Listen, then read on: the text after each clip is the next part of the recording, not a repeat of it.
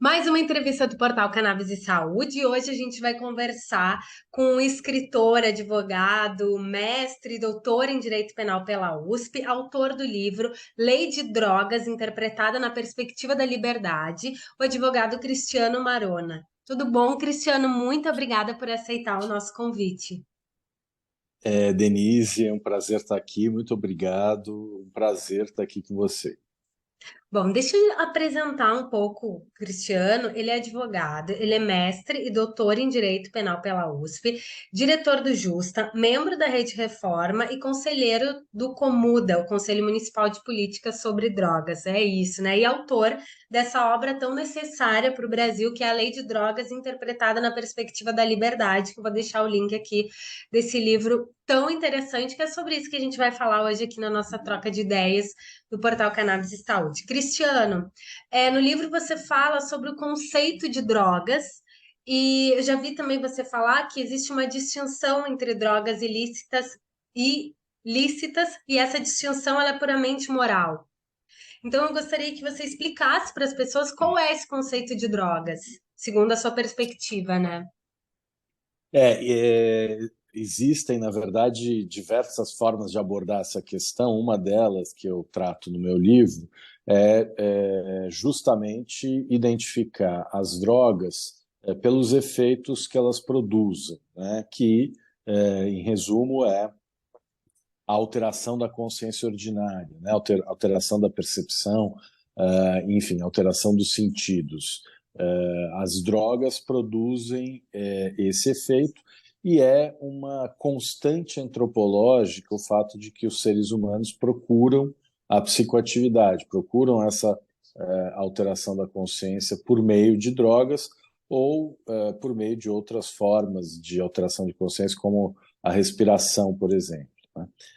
Então, a partir dessa ideia de que droga é toda substância que produz uma alteração fisiológica, né, uma alteração na consciência, essa distinção entre drogas legais e drogas ilegais, ela é, frágil, ela não se sustenta em bases científicas, ela é produto de um determinado contexto político em que o moralismo exacerbado em relação a certas substâncias prevaleceu justamente no momento em que um consenso internacional sobre um regime de controle das drogas estava se formando.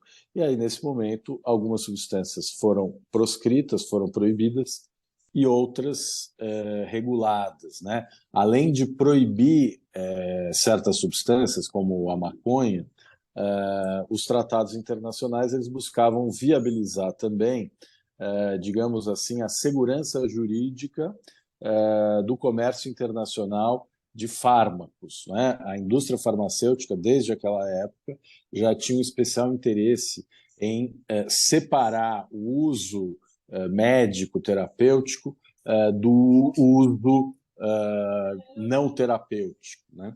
Então, eu procurei no livro justamente tratar dessas questões a partir de uma perspectiva antiproibicionista, ou seja, de uma crítica, uma visão crítica a esse modelo da guerra às drogas, né, que vigora até hoje no Brasil e que o que inspira a nossa lei de drogas também. Uhum. Inclusive, o livro tem um capítulo todo sobre o proibicionismo, né? O histórico do proibicionismo e como ele reflete até hoje no Brasil. Exatamente.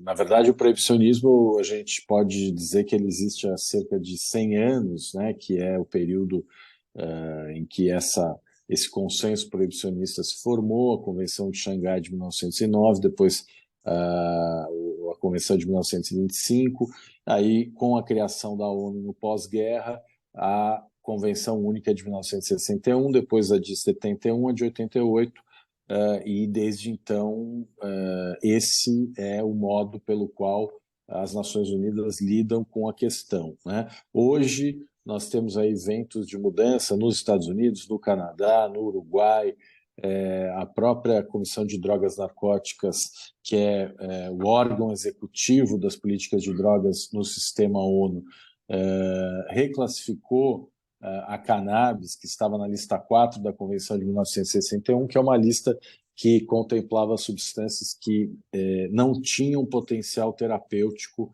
nenhum, né? E a partir de uma recomendação do Comitê de Especialistas da Organização Mundial de Saúde, a Comissão de Drogas Narcóticas, então, retirou a cannabis da lista 4, reconhecendo que ela possui propriedades terapêuticas, né? Embora ela continue ainda na lista 2 da Convenção de 61, que exige um sistema de controle mais rigoroso a partir da proibição, né? Então, nós estamos vivendo um tempo em que a discussão sobre o melhor desenho regulatório da política de drogas é um dos temas mais importantes da agenda pública, né? E no caso do Brasil, isso não é diferente. Com certeza. O que que pode interferir essa mudança de classificação da ONU, que também tem um capítulo no seu livro sobre o sistema ONU e as drogas, falando especificamente sobre a maconha, sobre a cannabis. O que que isso pode interferir nas políticas públicas do Brasil, por exemplo? Bom, esse é um impulso, uma direção, né, uma diretriz em relação à formulação das políticas públicas. Então, a partir desse documento, a gente pode, por exemplo, defender, com base em evidências científicas, que a maconha é uma droga que causa prejuízos à saúde, mas em comparação com outras substâncias, muitas delas legais, ela acaba sendo uma substância menos nociva. É o caso, por exemplo, da comparação entre maconha e álcool, maconha e tabaco, né? Embora a gente sempre deva sublinhar que o uso não terapêutico envolve riscos, né, associados a esse uso. Mas, de qualquer modo, existe essa necessidade da busca de um desenho regulatório, que é o que está acontecendo hoje em vários lugares do mundo, em especial no norte global, né, nos Estados Unidos, no Canadá, agora o México começa a discutir, a Alemanha também, como lidar com a demanda por substâncias psicoativas, que é, como eu disse, uma constante no mundo pós-proibição, né? Qual vai ser o admirável mundo novo em que o acesso legal a qualquer substância psicoativa será uma realidade, né? Eu acho que não há mais que se perguntar se isso vai acontecer, mas quando, né? E no livro, justamente, eu busco traçar um pouco esses cenários do que aconteceu e do que pode acontecer mais adiante. Sim, justamente isso que eu gostaria de perguntar na obra. Você fala sobre as diferentes tipologias de controle existentes em relação ao design regulatório, que é essa questão do desenho regulatório. Falando sobre a cannabis especificamente, quais parâmetros e formatos regulatórios você acredita que estamos nos encaminhando? E também gostaria de saber qual seria o ideal na sua visão. Olha, essa é uma ótima pergunta. Eu estava justamente escrevendo sobre isso quando acabou a luz aqui da minha casa. Eu estava no meio da finalização de um artigo sobre esse tema, né? Qual é o melhor desenho regulatório para uma política de drogas? É uma pergunta que a gente tem que fazer a partir da definição dos objetivos políticos de uma política de drogas, né? Quais são os objetivos políticos de uma política de drogas? E a Transform Drug Policy tem uma obra muito interessante que é Como Regular a Cannabis, um guia prático, e aqui eles propõem 6 metas-chave para desenvolver uma melhor política de cannabis. Proteger e melhorar a saúde pública, reduzir os crimes relacionados com as políticas de drogas, melhorar a segurança e o desenvolvimento, proteger os jovens e os grupos mais vulneráveis, proteger os direitos humanos e maximizar a efetividade do gasto público na formulação das políticas sobre drogas, né? Então, a partir desses objetivos políticos, é possível discutir modelos regulatórios que sejam capazes de concretizar esses objetivos políticos. Uhum. Cristiano, no seu livro você fala também sobre a questão carcerária. Uhum. Esse é um ponto muito importante em relação à cannabis, que se relaciona diretamente, né? Eu gostaria que você explicasse um pouco para as pessoas essa equação, né, da questão carcerária no Brasil e, e a política de drogas ainda existente em relação à cannabis. Pois é, existe uma relação direta na aplicação prática da lei de drogas, né? A lei de drogas ela tem vários crimes previstos, né? Então, os mais conhecidos são o artigo 28, que é o crime de possuir droga para consumo pessoal, ou o artigo 33, que é o de tráfico de drogas. E no Brasil, que tem a terceira maior população prisional do planeta, nós temos um em cada 3 presos estão lá por conta da lei de drogas. Existe aquilo que eu chamo de uma cegueira hermenêutica deliberada na hora de diferenciar o usuário do traficante. A lei ela não traz critérios adequados, objetivos, né? Inclusive, é muito comum a mesma quantidade de drogas, para um juiz é tráfico, para outro é uso pessoal. A grande maioria dos processos em que pessoas são acusadas de tráfico de drogas não tem testemunhas, além dos próprios policiais que participam do flagrante. Além disso, existe uma presunção de traficância. A pessoa flagrada com drogas ela é presumida traficante até provar que é usuário, quando a Constituição determina que é o contrário. A regra do ônus da prova impõe à acusação o ônus de provar que há traficância, que há interesse comercial. E o que a gente vê, na maioria dos casos, pessoas são flagradas com drogas em situações em que não há uma compra, uma venda, um ato de comércio, não há nenhuma situação que definitivamente comprova que a pessoa está vendendo drogas, e por meio de presunções, como, por exemplo, a pessoa ter dinheiro na carteira ou estar num local conhecido como um ponto de venda de drogas, né? O ponto de venda de drogas é um local frequentado por compradores de drogas, por usuários, né? Então, estar num ponto de venda de drogas também não representa prova de traficância. Enfim, existe no Brasil essa cultura punitiva que coloca na prisão usuários, né, sem a prova da traficância, o que explica o fato de que 1 em cada 3 presos no Brasil está lá por conta da lei de drogas. É um mau exemplo de aplicação de uma lei, no caso a lei de drogas, né, a partir de uma perspectiva punitivista e em desconformidade com a Constituição, inconstitucional, portanto. Uhum.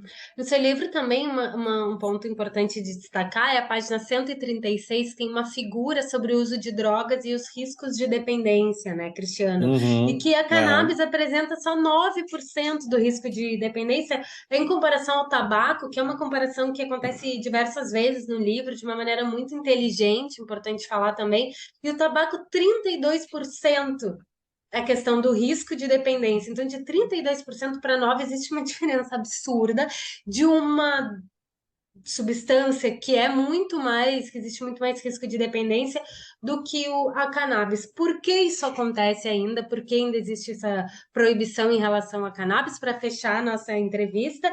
E eu gostaria só falar mais uma vez sobre a questão do melhor desenho regulatório do Brasil, que você desenvolvesse um pouco mais sobre isso, mas antes só falasse sobre essa relação tabaco e cannabis.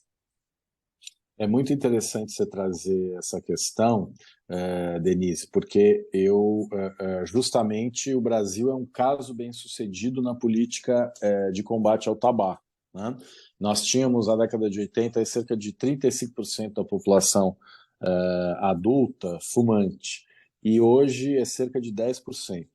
E essa redução significativa foi feita sem proibir o tabaco, sem encarcerar usuários, sem ter que trocar tiros com produtores de tabaco, né, de forma que é um exemplo de uma política de drogas bem-sucedida que não utilizou o direito penal, não utilizou a repressão penal, utilizou medidas administrativas, utilizou taxação, preço, políticas de restrição a consumo em ambientes fechados, proibição da propaganda, enfim, educação, divulgação de informações sobre riscos associados, pesquisas, etc. Então, esse é um bom exemplo de como a política de drogas pode ser construída a partir de uma perspectiva não punitiva, sem proibir, né? Reconhecendo que vai haver, mesmo com todos os avisos e toda a prevenção possível, aqueles que escolhem usar, o que é possível fazer para reduzir os danos e garantir a saúde ao mesmo tempo em que se preserva o máximo de liberdade possível, né? É, sem dúvida, um bom exemplo que a gente pode seguir para construir a nossa política de drogas. Eu acredito que o melhor caminho é, sem dúvida, aprender com os erros e os problemas que vão surgindo nos experimentos regulatórios que já estão em andamento. Então, no Uruguai, no Colorado, em outros estados americanos, agora no Canadá, a Alemanha vem discutindo isso, o México.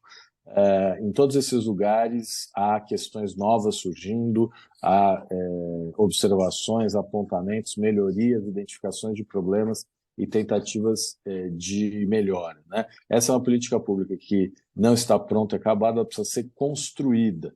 E é por isso que esse debate é tão importante, né? Nós precisamos, no Brasil, colocar esse debate em pauta e, de fato, qualificá-lo para que a gente possa ter um bom resultado. Sim, aqui no Uruguai, estou falando do Uruguai, existe uma crítica muito grande. O Uruguai está completando 10 anos, né, desde que regulamentou, né, legalizou a cannabis de maneira pioneira no mundo.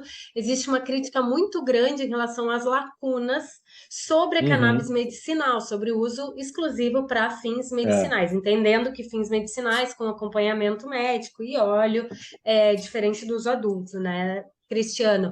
E sim. no Brasil, em comparação ao que está acontecendo hoje, nós vemos avanços em municípios e estados independentes focados justamente nas lacunas que são encontradas no Uruguai, que é voltado exclusivamente para uso medicinal. Como é que você vê isso e que seria o que vai acontecer no Brasil? Seguiremos com essas regulamentações pontuais em municípios e estados brasileiros?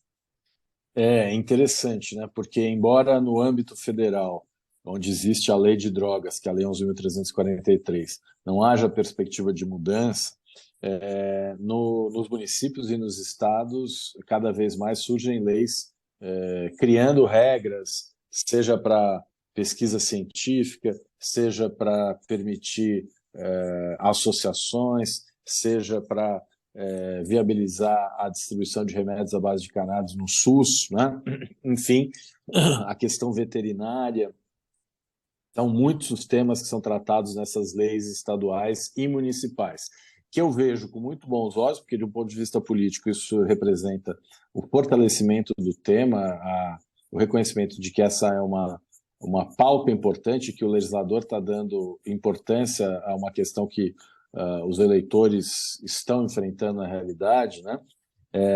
E de reconhecer, de fato, a propriedade terapêutica, reconhecer que a cannabis pode ajudar muita gente, né, que tem doenças graves, aí falando da questão medicinal exclusivamente. No caso do Uruguai, essa falta de regulamentação em relação à questão medicinal, acho menos problemático, na medida em que há uma regra, um modelo regulatório que permite o acesso ao uso adulto, ao uso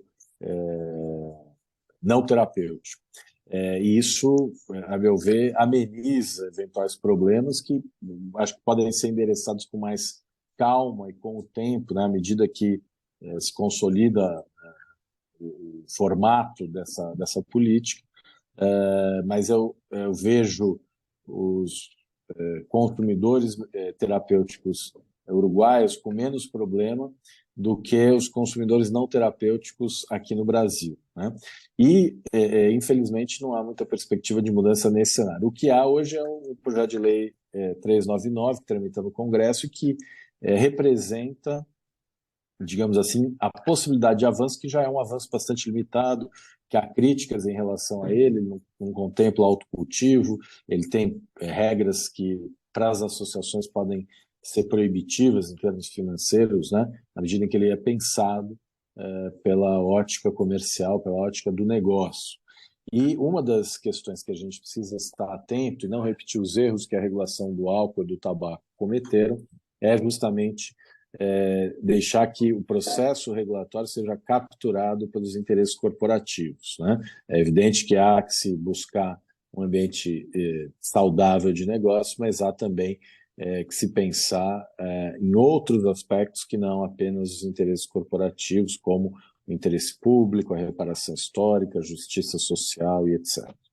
Uhum. Existe também, além do PL 399, agora o PL 89 de 2023, do senador Paulo Paim, mas que também não contempla o autocultivo e é realmente bem fechado, assim, cercado para a questão de uso medicinal, com prescrição médica, acompanhamento. O que o Cristiano opina em relação a isso? É uma discussão antiga, né? Mas que eu acho que pode ser resumida. Quem é escravo do ótimo não sabe apreciar o bom.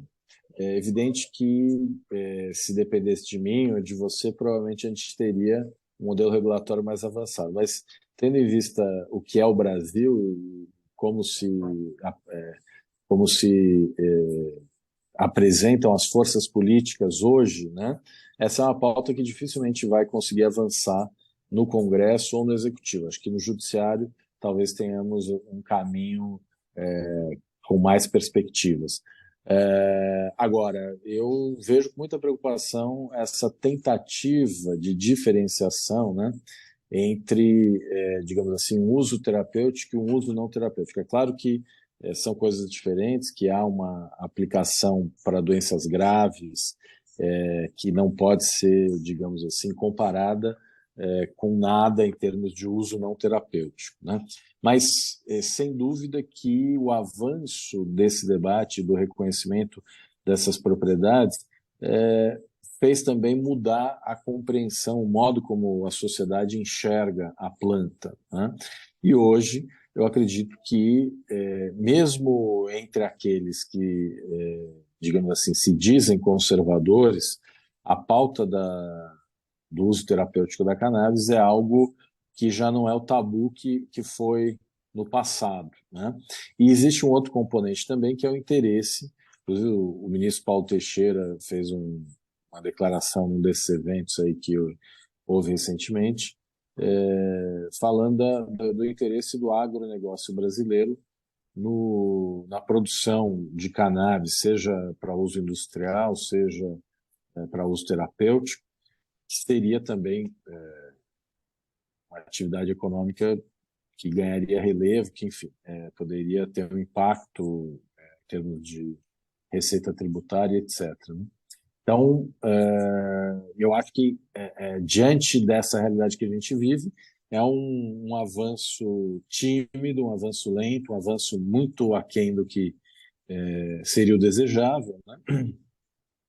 Porém, essa é a realidade e é com ela que a gente tem que conviver, né? Então, tentar incidir para que esse processo avance, ao mesmo tempo reconhecendo que existem obstáculos aí que são difíceis de ultrapassar. Uhum, maravilha. Cristiano Marona, muito obrigada por essa aula, essa conversa. Cristiano Marona, ele é autor do livro Lei de Drogas, interpretada na perspectiva da liberdade, uma obra, um livro brilhante. Muito obrigada, Cristiano, por conversar com a gente.